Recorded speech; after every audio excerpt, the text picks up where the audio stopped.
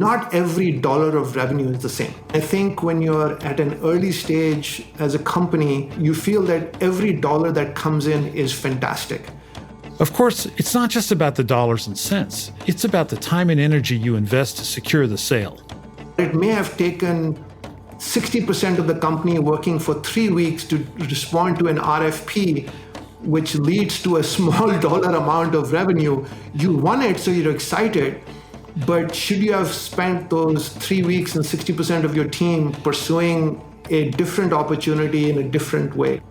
Today, we're joined by two leaders with deep experience in design and technology across Africa.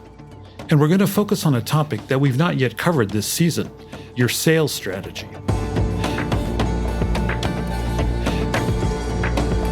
Welcome to Grit and Growth from Stanford Graduate School of Business, the podcast where Africa and Asia's intrepid entrepreneurs share their trials and triumphs with insights from Stanford faculty and global experts on how to tackle challenges and grow your business. I'm your host, Darius Teeter, the Executive Director of Stanford Seed. My name is Yann. That's Yann Le Beux, founder and CEO of YUX, a research and design firm in Senegal. Yann started YUX in response to a critical gap in the African market, the need for software and user experience designed specifically for the cultural and technological nuances of African clients and markets. After initial success, Yann realized he needed help to grow his business. And that's where Zia comes in. So my name is Zia Yusuf. I am a senior advisor at the Boston Consulting Group. Zia Yusuf's career spans big tech, venture capital, and traditional economic development. His experience ranges from leading roles at companies like VMware to teaching at Stanford's renowned Hasso Plattner School of Design. Zia's passion for innovation and design thinking has led him to work on transformative projects across the globe. It also led him to volunteer as a consultant for Stanford Seed. In today's episode, we'll hear about their partnership to review YUX's product market fit along their three verticals, to build a go-to-market strategy, including the development of a sales function and funnel, to review pricing, and to track performance all along the way. These are crucial elements that startups need to adopt to go from organic, almost accidental growth to intentional, scalable growth. Yann applied to Stanford Seed for support as he faced these challenges in growing his business. And for listeners who are not familiar, Stanford Seed is a program from Stanford Graduate School of Business that partners with entrepreneurs in emerging markets, offering them the training and resources they need to grow their companies and drive economic growth in their regions.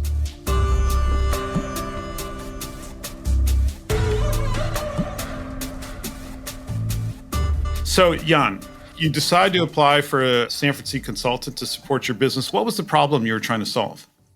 Probably the wrong run. And that's why I loved in the conversation I had with Zia, we're sitting down in a fancy Palo Alto. And it was actually one of the first business development trip. I'm there and I'm thinking when I applied, my problem is in marketing because I always felt, you have this big design brands and they're going to come over to Africa and easily conquer the continent because they're so good at marketing and they have beautiful photos and all this stuff. So I believe my problem is marketing. After 5 minutes, he asked me a different question. But he asked me one, that is, Yann, how many people are you in the company? And at the time, maybe we were like 35 or 40 full-time employees in the company. And I said, how many salespeople do you have? Like, 0. And we actually had no one except for me doing sales. And then after I talked a little bit about marketing, and he looked online, and actually we're pretty good SEO, and if you tap Design Africa, UX Africa, you're probably going to find us. So it's not too much of a marketing problem, but it's actually we have no one then to pursue a sales process. And we didn't have any sales pipeline, sales process, not barely a CRM. And Zia, with his experience, was like, but guy, no, you need to reframe your problem. It's not a marketing problem, it's a sales problem. Naturally, the two links to each other, but I never seen that in that perspective because for us, we've always been kind of spoiled because we never grew too fast because we had a talent issues. So every time we needed to grow a little bit, I think we had more demand than talent capable of realizing the work. But as soon as you start growing, you realize you have to feed all these people ready to work, and you need to be much more consistent in the way you approach business development. And stop behaving like a spoiled child where clients come to you naturally. With so many early-stage companies, the first clients seem to arrive almost accidentally or effortlessly. And the initial excitement of those first sales can create a sense of complacency, as if organic growth is somehow ordained or it's just going to happen. And so hiring investment follows, but that means more pressure to grow sales and maintain revenue. And it's in that critical phase where many founders realize that what got them here isn't going to get them to the next level.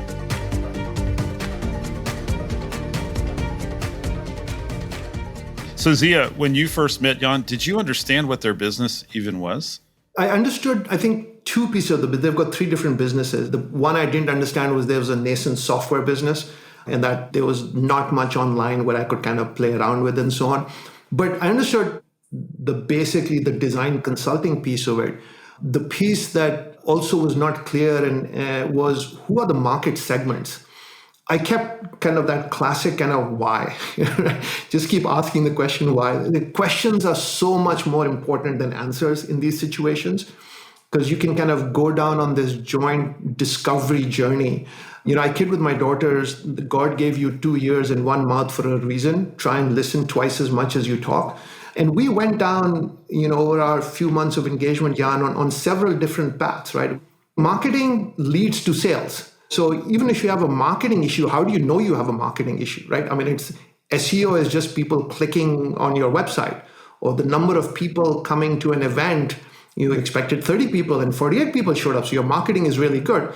But if not a single person kind of converted that into interest and then into a sale. So marketing and sales, as Yann said, does come together. But it was interesting how their entire kind of what they laid out in their application for a coach was very different than where we spent the bulk of our time. For Yann and his team, that pressure to grow forced them to rethink their approach to marketing and sales and to reevaluate their customers. When you're not that big and you have like a constant discussion with your team, you get a sense, who's a good client, so that's quite fun. But when you start scaling it up and when you try to teach some of your team members to go out there and to understand for them who's the good client for us, that becomes where the challenge was. And this is where all the work we've done with Zia about putting on paper those segments, defining the persona, defining the right approach and the right products for these guys and each of the segment was very crucial. And I think we had a sense of who were our clients, but the fit between the segments of clients, the profile exactly that they have, and the offers that we can provide, that was not really clear. What we focused on was your go-to-market strategy, which includes sales. It had a marketing component. It had a product market fit component, because as you said, there were the three market segments and the three kind of products, if you will. And we had a series of discussions around which one fits where and so on. We talked a little bit about alternatives and competitors and what choices your customers had and so on. So it was kind of that go-to-market strategy and how do you get at it. And the final thing there is you don't sell to companies, you sell to human beings. And I think, Yann, that was an interesting conversation with all three of you. Who is the individual? Like you're selling to very large organizations, but they're not your client. And it's not even the business unit that's your client. It's not even the head of that business unit that's your client, right? There could be actually 2-3 different roles, and understanding how to sell to those people and individuals was kind of a little bit of a breakthrough as well. Through this process, Yann and the team began to clearly identify who their clients were and broke them down into distinct segments. They outlined personas to better understand these clients' needs, and that helped them fine-tune their approach. They made sure that their marketing and sales strategies were directly aligned with the specific needs of each customer segment. In other words, product market fit. Without that, you don't have a business. But their other mind shift was to focus on the human, because sales aren't just about targeting companies, but about connecting with the key decision makers within. As Yann and his team began to scale, they got a breakthrough opportunity, the chance to work with Google, a completely different kind of customer. Unlike some of the slow-moving international development organizations and NGOs that they had worked with in the past, Google demanded immediate results. So I asked Yann to share with us the story of how they secured this partnership and the strategies they used to meet the rigorous demands of the tech giant. Funny enough, they found out a study that we do, because we do a lot of public reports. Even if we are really very small, we believe it's our goal and duty to talk about the design industry and the research industry in Africa. So we published the state of user research in Africa. And actually, people from Google just read and randomly found that, because they were doing research about the design ecosystem in Africa. And they wrote to us like that and saying, hey, we've seen the great report. And so I think we already have one first level of validation because of the quality of that report and the fact that we show genuine interest in a very specific niche.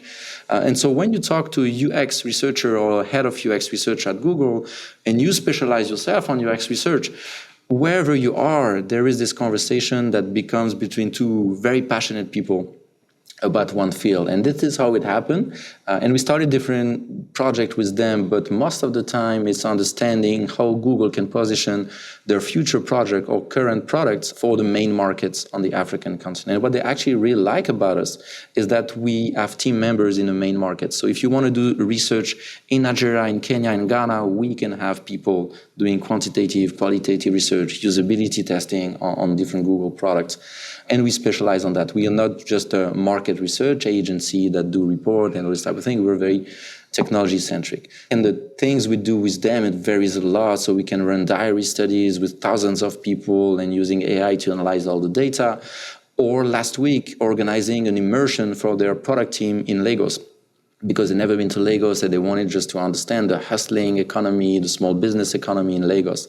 And so we organized this immersion, organizing visits in the markets, interviews, usability testing. And so that's fascinating, because we just signed recently like a ongoing contract with Google that enable us to do research project very, very fast. So that's a big achievement for us, because we're one of the few agencies in the world that have, especially on the continent, that have this type of contract.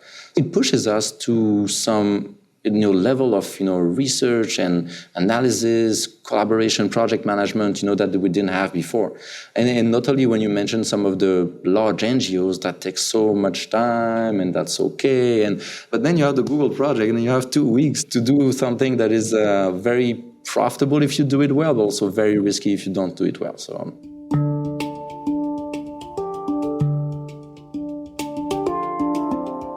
Technology-centric isn't an understatement.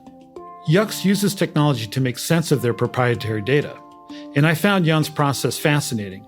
They use research to develop their products, they sell research as a product, and they publish research to establish their own thought leadership. I must say, I think Yann and his colleagues have done an amazing job of creating this content and putting it out there, because I don't know if there's any other similar, maybe in South Africa, but any other similar kind of companies on the continent that are leading this. And that will certainly attract people to take notice, and it can also lead to deals. I think the question then becomes is, how do you scale this up? How do you make it repeatable, right? You can't be reactive and just wait for somebody to read a great article or attend an event. You also want predictability. And I think this was one of the challenges, because, 1 quarter out, 2 quarters out, hoping that somebody will give you a call or send you an email is a very tricky situation to be in. So how do you get that predictability? How do you build that pipeline becomes critical. On very emerging markets where you never know how often a Google or Meta are going to have project on this continent, because for them it's still not the core of their business, not where the big chunk of money is. So we recently did a lot of projects with the UN, with Gates Foundation, which is interesting because you have more and more donors actually having those kind of private sector mentality and processes, but still being a foundation. And we did a lot of projects recently with Gates Foundation on health and technology. And we found that the time frame that they give you, it's long to get, but once you have them, it's also maybe 2 years contract, which is super helpful, because then it allows you to nurture your team, grow your team, make sure you have a bit of stability, and in the meantime have some of the Googles and Meta and Wikipedia project that can come and go. And while you build your research pipeline and sales process and everything. I want to talk a little bit about, with advice from Zia, What changes did you make within the business to go from sales as an activity to sales more as a process? We had a long discussion with Zia about who's the ideal team formation on the sales side to match those different segments. Should we have someone just for the big clients, or should we have someone specialized on NGO, another one on tech startups? Just that thinking about, you need to have team members that really know those markets and actually understanding it's probably not the best way just to hire a random salesperson, but ideally someone who knows those markets or ideally come from your team that you can train on each of the specific segments. Yeah, we had actually pretty robust discussion about geography as well, right? Because I think YUX is active in multiple countries. And by active, you may have one person hired there and et cetera. And that would leading to a pretty high cost of sales and cost of engagement and so on. So there was geography, there was market segment, and then there was their products. We should at some point talk about the skills issue as well, because there's this kind of constant challenge of retaining people and hiring people, if you will. I think there is to your question on how do you think about the segments and the sales thing. Obviously, revenue potential and your addressable market and some of those normal metrics that you think of are important. But it's also important to look at the cost of sales, not in a manufacturing sense, but the effort required to go get something. Not every dollar of revenue is the same. And I think when you're at an early stage as a company, you feel that every dollar that comes in is fantastic. But it may have taken 60% of the company working for 3 weeks to respond to an RFP, which leads to a small dollar amount of revenue. You won it, so you're excited. But should you have spent those 3 weeks and 60% of your team pursuing a different opportunity in a different way, right? How should I think about aligning my sales team, whether it's by product line or by my customer segment? Understanding the buyers, understanding that product market fit, and honestly being intellectually honest with yourselves. Right? Sometimes people get wrapped up in their own kind of belief system, but listening to the market and listening to that. The dynamic of you and your co-founders, that was an interesting thread and journey, because we often got on the call, all four of us, and they had different perspectives. There was a perspective of, hey, the revenue is only one piece of it. We really need to create capacity in Africa, and we really need to do the right thing, and so on and so forth. And there was another perspective, yeah, but we also need to pay our people and so on. So how did that evolve, and especially once you got off the calls with me, because I asked probing questions which required all three of you to think a little bit. How did that dynamic evolve? No, really good point. And I think that even touched to why we didn't push sales and even marketing to some extent. Just doing interviews, podcast communications, not something that we were big on, because we always felt that quality of the work will always speak, and we are always afraid to go too fast depends on the quality of our work. Notably because we didn't have an amazing talent pool available. There is no design school, and so we learned the hard way to train and to hire people little by little. So we kind of afraid probably to scale.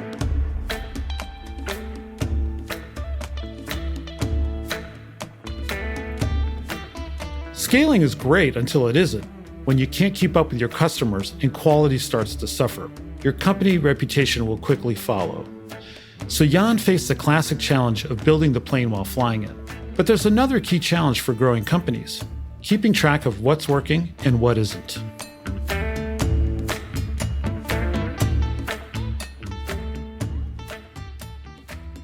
I think the work we did together, even with me as an engineer, was a lot about demystifying the sales process and the sales role. And now we have team members asking us a lot of questions about how do we sell, who is our best customer segment.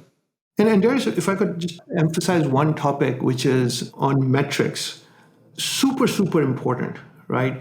All the way from at the highest level, how do you measure success of the company? And then how do you cascade that down, right? At one point, I think, Yann, you and the colleagues had way too many OKRs. And the response, I don't remember who said it, was like, well, we kind of need to have it because if we don't have somebody's success metrics, that team member will get upset that their work doesn't matter.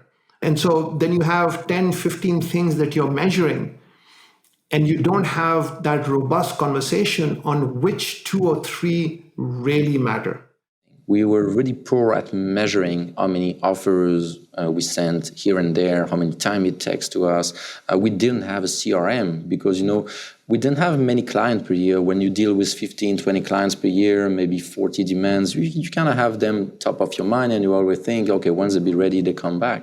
But I just actually realized last week, sent an email because I had it on my agenda to be very disciplined, sent an email to some of my past clients. And now I did that with a guy from Meta and actually proposed a new project. And we were not top of his mind. So if I didn't have written this email, I would have forgot about that. So just setting up a CRM with reminders and having this discipline for me is also something that we learned. And having those kind of regular meetings when you have to sit down and do the sale things, and just don't do it like we did it before, waiting to have a bit of time here and there, or waiting for travels maybe so that you do this biz dev and sales effort. I think that's really what I learned, to have the discipline and the structure to organize the process and to find the right people to build our team on this side. I'm thinking about the typical sales funnel. And, at the top end are people who've, awareness of your product, and the bottom are actual sales. And those metrics probably look different for these very different market segments, right? Like, help me think about that. How am I managing the metrics and measures of success for a sales funnel? One of the good things we did together was we used one PowerPoint deck that we iterated on over and over again. And that deck was around sales and go-to-market, and it had different sections. So there was one section around what are the stages of the pipeline? And so on day one, when we met, they had defined certain stages, and we had a fun conversation on, well, how do you actually get from stage 1 to stage 2? What does this actually mean, right? And if something is at stage 3 and the words say they are a prospect, are they really a prospect? Or is it that they replied to an email? So we completely redid the stages so that they actually aligned with the sales activities. We actually talked about pricing and how do you price the different products, the land and expand piece of it. It had a section around the actual target customers and where they were. It had a section around sales compensation. But the advantage of this deck was that it was kind of the record of our work together every couple of weeks. But in between those sessions, I think Yann and the team worked on it, reviewed it, and it had allowed us to, I think, structurally think about all pieces of the sales process. Otherwise, you kind of get on a call and you're like, hey, let's talk about sales compensation, and we'll have 2-hour conversation on that, and you kind of forget where it fits into all the other things. And it's amazing how words matter. And we spent a lot of time on language, where I would challenge the team, this is what the language says on the page. Is that what you actually mean? And if there's confusion there, then you're not going to communicate that appropriately back to your teams or to your customers and so on. So a lot of time where I was nitpicking the language, not because I'm an English professor, but because it forces a level of clarity on what do you actually mean by that. I mean, at some point, if you want to grow to an international standard of way you work, you need to also have this kind of language, and we discuss about marketing, qualified lead, sales, qualified lead. And for us, we have different way to call these guys. But I think at some point you need to have that.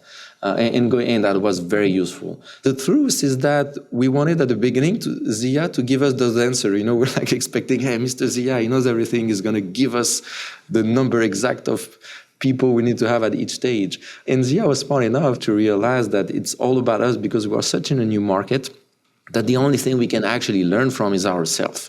And are we happy every quarter, every 6 months about the results that we have and the trajectory that the company is taking with the numbers that we have at each stage? For most people from emerging markets, it's really hard because you're trying to position yourself and you actually don't know if you do a good job or not. And even the upsell rate that you may have on your client, you don't know if it's good because you're good at upselling or you're just bad at new customers. So you always have this kind of doubt about, am I doing the right thing? And this is also what I found exciting about all this work in building companies in emerging market is that you also get to redefine what it means to be a good business and always try to align that to, okay, does it fit to what we want to do? Does it fit to our mission?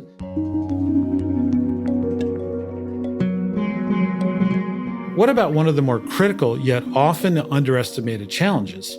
Setting your prices.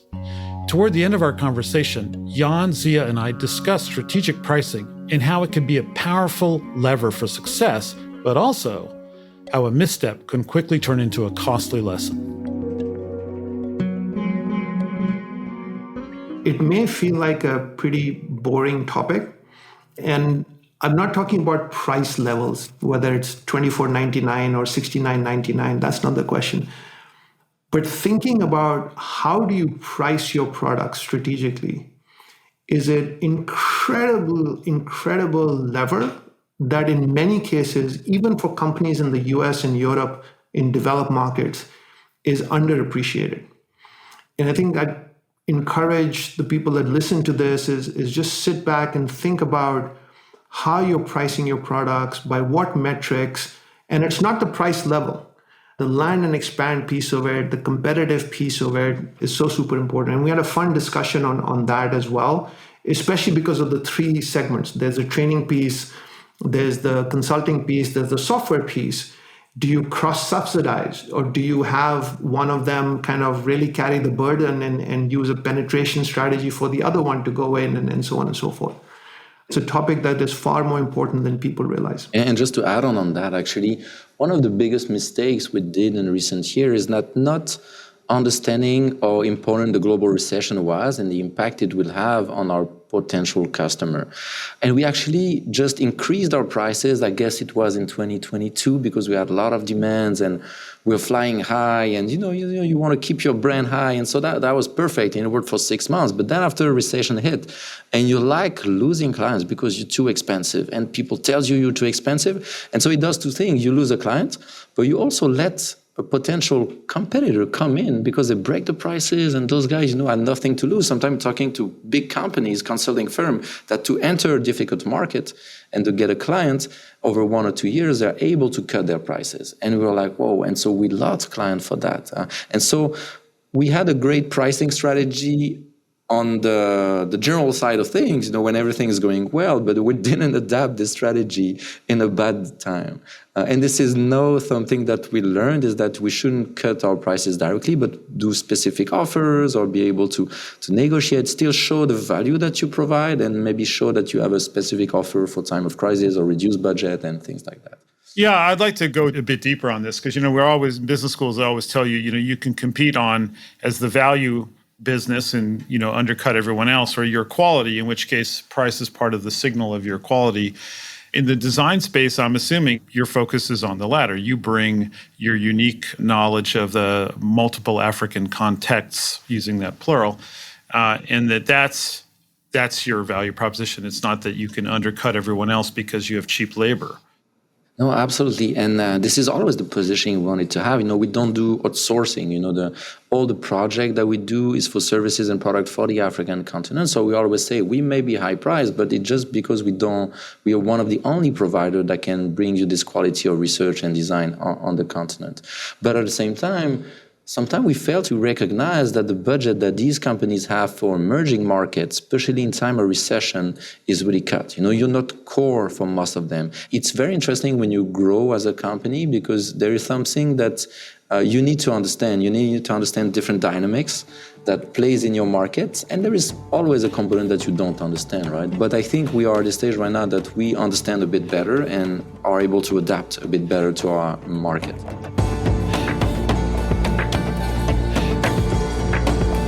Yann Le Beux originally reached out to Stanford Seed to get expert help on marketing across his Senegalese company's 3 verticals. But it didn't take long for that expert to conclude that what Yann really needed was a more professional sales process. It sounds simple, but as your business grows in reach and complexity, the sales function has to evolve from serendipitous to strategic. For Yann, that meant better understanding and segmenting a diverse set of customers, reviewing their product market fit, adapting prices to external conditions, and creating a set of metrics and incentives to manage a better defined sales funnel. I hope these lessons will be useful to you. But before you blow up your existing sales process, take the time to truly understand what's working, what isn't, and how small tweaks might lead to big improvements. I want to extend a big thank you to Zia Yusuf and Yann Le Beux for sharing their insights and experience with us today. Erica Amawake-Ajay and Vianne Virgin researched and developed content for this episode. Kendra Gladich is our production coordinator, and our executive producer is Tiffany Steves, with writing and production from Nathan Tower and sound design and mixing by Ben Crannell at Lower Street Media. I'm Darius Teeter. This has been Grit and Growth. Thank you for joining us.